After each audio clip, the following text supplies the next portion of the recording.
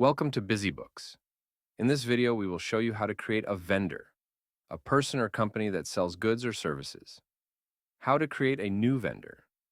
To begin, head to Vendors under the Purchase tab. Click on New Vendors. Enter the necessary details, including the name, phone number, postcode, email, country, state, etc. Now to save the vendor, click on Save Vendor.